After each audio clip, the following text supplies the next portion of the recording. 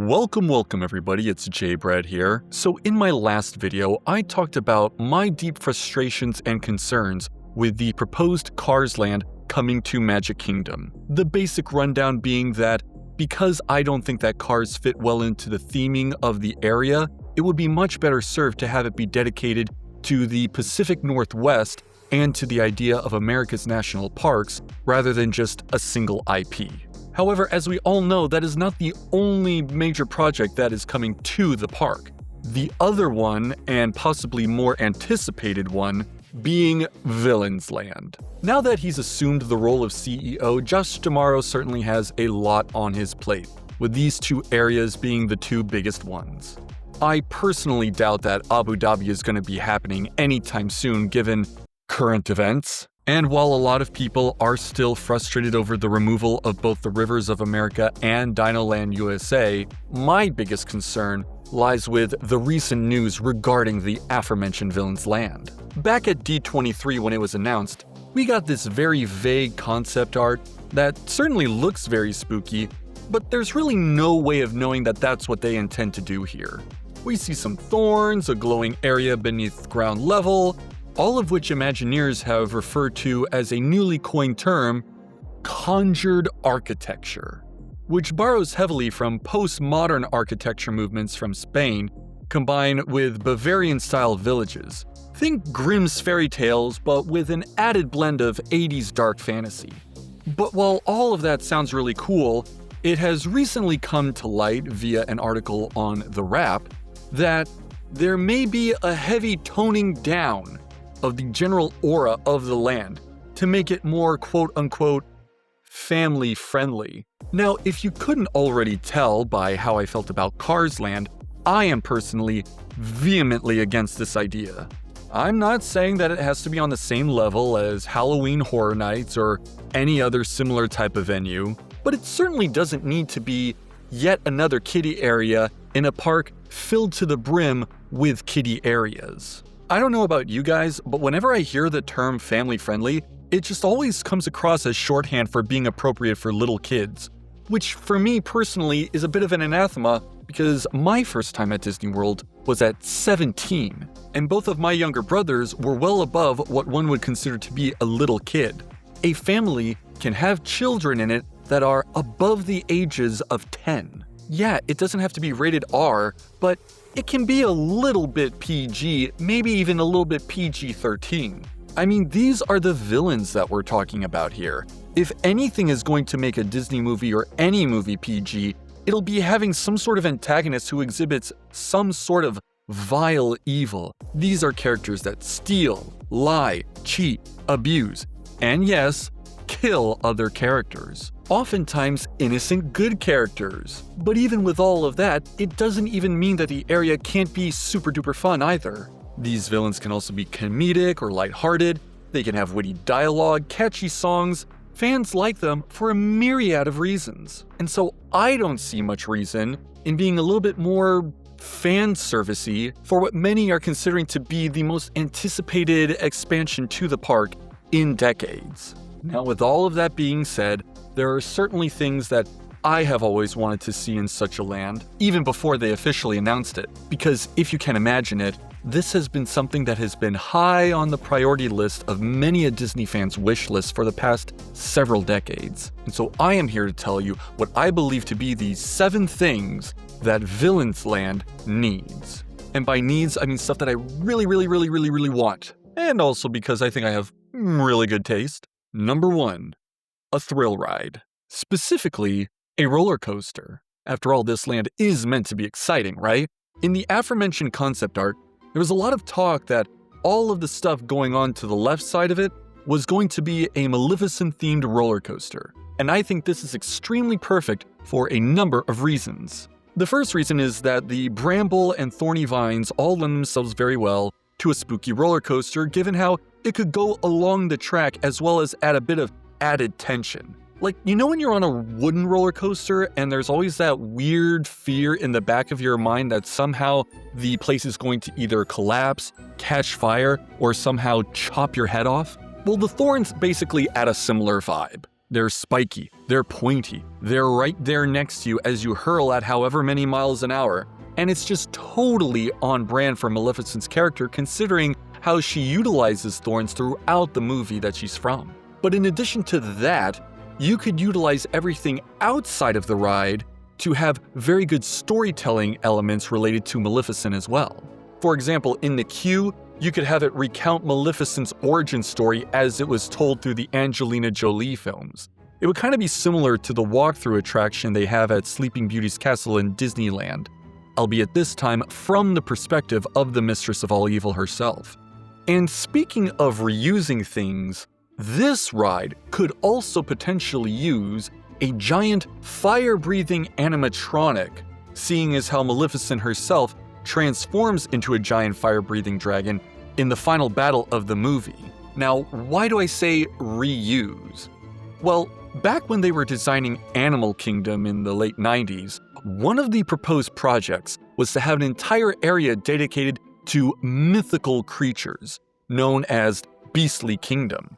And in this proposed area, there was going to be a roller coaster in which you ride through a giant dilapidated castle with a network of caverns culminating in encountering a giant fire-breathing dragon. This coupled with the fact that we also have a dragon animatronic located underneath the castle at Disneyland Paris, plus Murphy, the notorious dragon animatronic at Disneyland that keeps managing to catch fire. I don't foresee this being a problem at Disney World, considering how it rains there all the time. Now, part of the rumor that has been surrounding this toning down of Villain's Land is that this was going to be substituted for a ride dedicated to the Emperor's New Groove, which I totally get because we all know that in the movie there is a roller coaster that the villains use in order to get to their secret lair located underneath the castle. I mean, or is it a castle? Or palace? Or what is it? However, I actually don't think this is a good idea. You see, ever since they announced Tropical Americas being added to Animal Kingdom, I've been of the opinion that in addition to Encanto, which is very fresh and popular, the actual best possible IP to put there would be Emperor's New Groove. Definitely more so than Indiana Jones. Because let's look at what the movie's actually about. Firstly, the main character gets turned into an animal. But not only does he get turned into an animal, but the whole thing is about humility and learning how to walk a mile in someone else's shoes. And if you didn't know, the original plot for this movie was to be based off of The Prince and the Pauper by Mark Twain. This dovetails in the entire purpose of the Animal Kingdom park. It's not a zoo, so much so that it actually became part of their PR campaign. But rather, it's about mankind's relationship with nature and our responsibility as stewards of the planet to make sure that nature is both treated with respect and dignity. Also, Cuscotopia is literally right there. Booyah! You literally have a sign from the movie, hey, Disney parks, build this. But the other problem I have with this, and I know some people are probably going to think that this sounds a little mean, but Yzma is not a big enough name to warrant the headlining attraction. She's like B-C+ tier. God, he can't get rid of me that easily.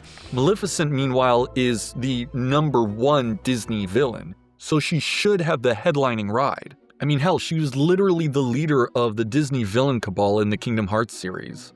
Also, the fact that the roller coaster in Emperor's New Groove is really just meant to be a visual gag, there's not really much storytelling that you can do with it. Unless if you want to make the whole ride about Emperor's New Groove, in which case, that should be at Animal Kingdom. I mean, just take whatever you got going on for the leftover dinosaur ride and just substitute that with Cuscotopia or whatever. Number 2, a dark/boat ride. Something that moves a lot of people more slowly, but gives them a little bit of time to look around and see a lot of really cool things with lots of little details in them. Something that is much more about atmosphere and vibes rather than just thrills and spills. And for this one, my proposed idea is the one that well, mostly everyone else has, and that is The Underworld from Hercules, starring Hades. Okay, fine, I'm cool, I'm fine.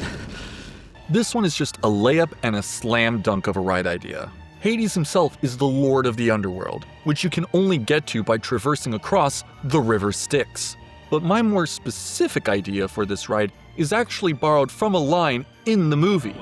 It's a small underworld after all, huh? Basically, my idea would be to have this be a scary, spooky version of It's a Small World, but also mixed with how the afterlife is portrayed in movies like Beetlejuice. Basically, you would see a whole bunch of ghosts and, dead people, probably showcasing comical, cute, exaggerated ways in which they themselves died. You don't have to be graphic or gross. You can very easily get away with something on the same level as Courage the Cowardly Dog or The Grim Adventures of Billy and Mandy. And in addition to that, you can supplement it with animatronics of famous Greek monsters like Cerberus, a Cyclops, or the Hydra.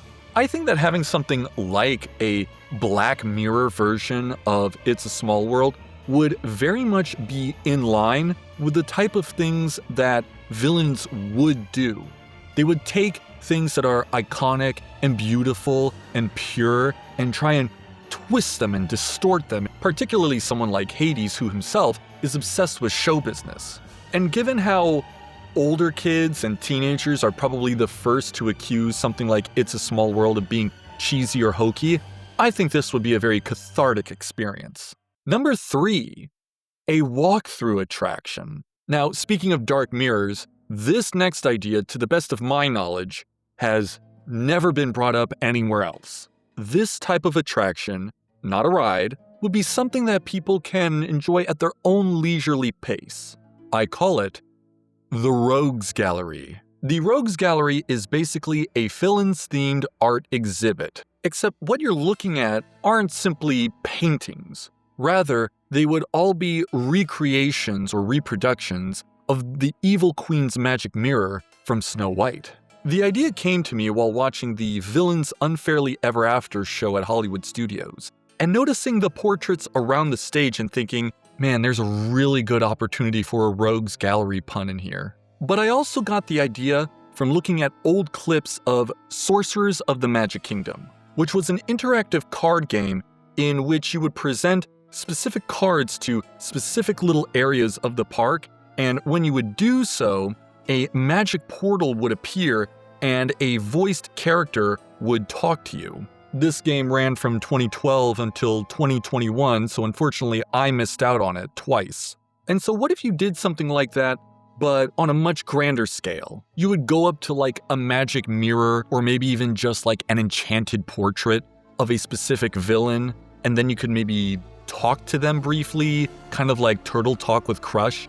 Disney has actually been experimenting with this type of thing lately. You're kind of a celebrity. What do you mean when you say kind of a celebrity? But if that proves to be a little bit too difficult, you could probably just have an animatronic within like a diorama that's located behind the mirror, creating a cool 3D effect without having to use any 3D glasses.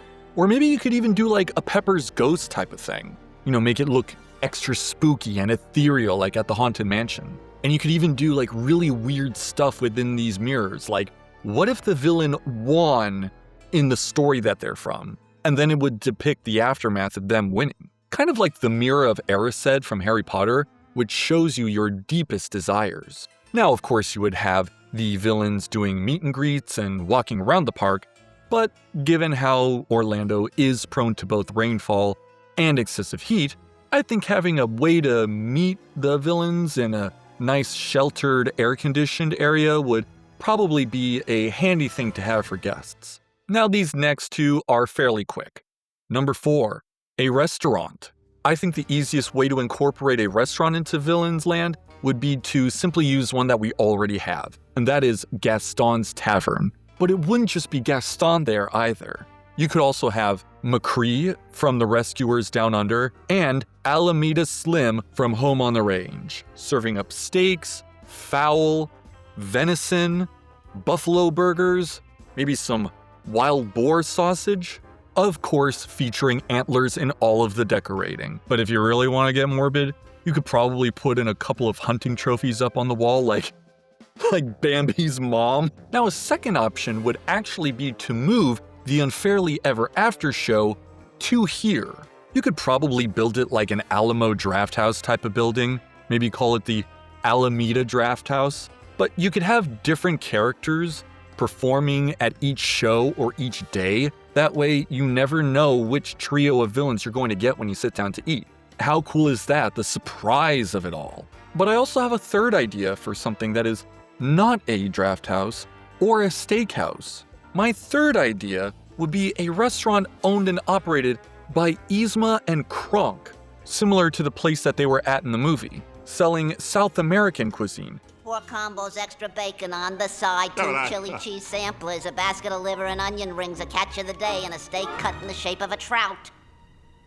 You got all that, honey? You could have this place also have both dinner and a show, but the song and dance itself would be the Snuff Out the Light song that didn't make it into the movie. I think that one of the biggest crimes in all of Disney animation history was having Eartha Kitt voice a villain, record a song about her backstory and motivations, have storyboards drawn up for it, include it on the soundtrack, but not have it in the movie at all.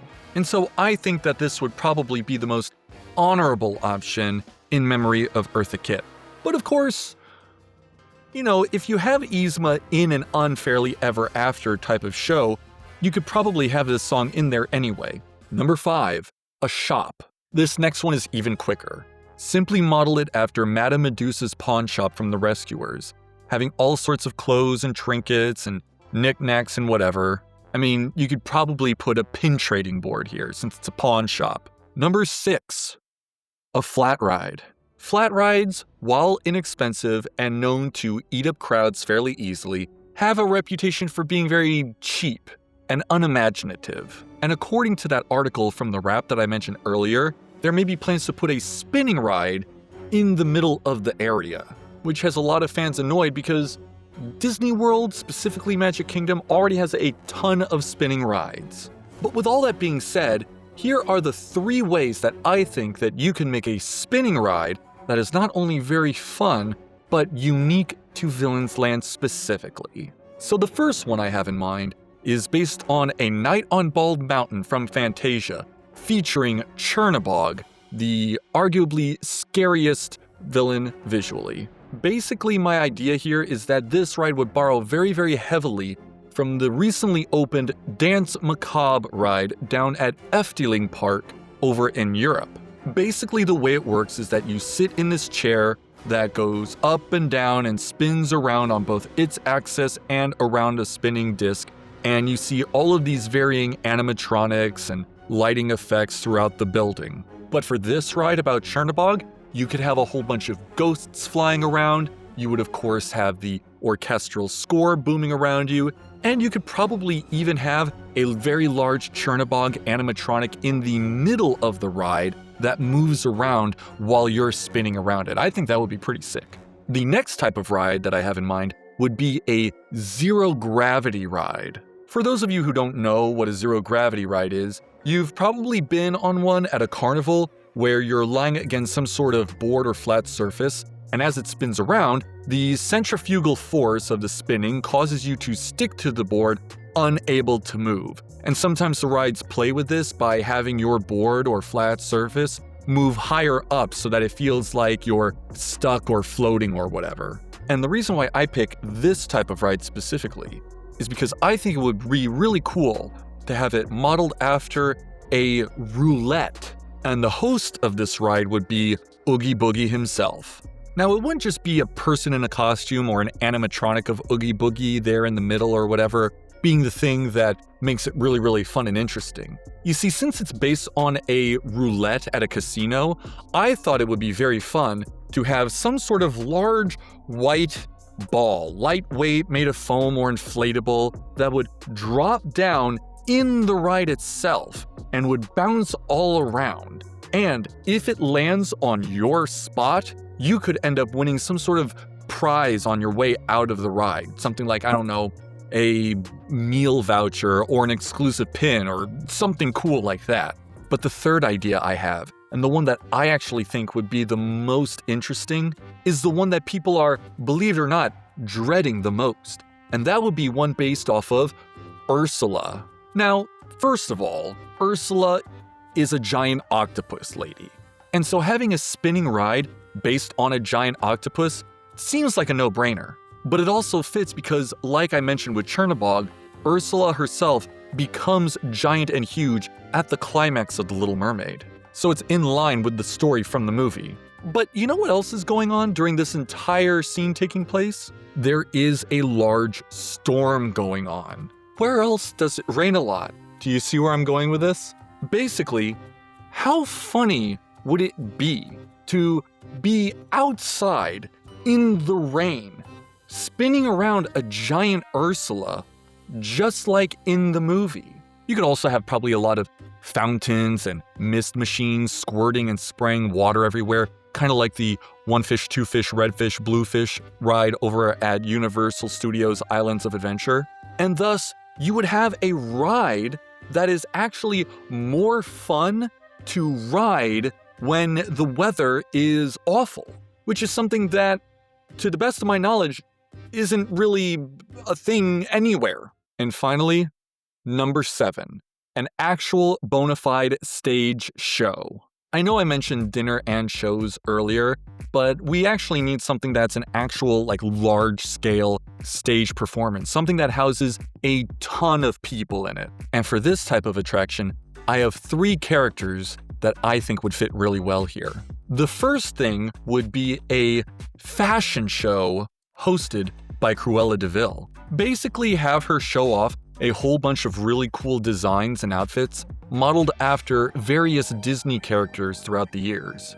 Doesn't have to be just villains, it can simply be a lot of iconic motifs and recognizable silhouettes and colorways and whatnot. And then of course at the end she shows up and waves to everybody and thanks everybody for coming. And as I alluded to earlier, it would kind of be interesting to see a villain kind of get what they want in the end. The second idea I have would be a seance with Dr. Facilier. This would basically be like a cross between the Madame Leota sequence from the Haunted Mansion and the Enchanted Tiki Room. A haunted tiki room, which is basically what his friends on the other side are. But it could be easily structured to resemble another famous scary ride from Disney World, and that is Extraterrestrial Alien Encounter.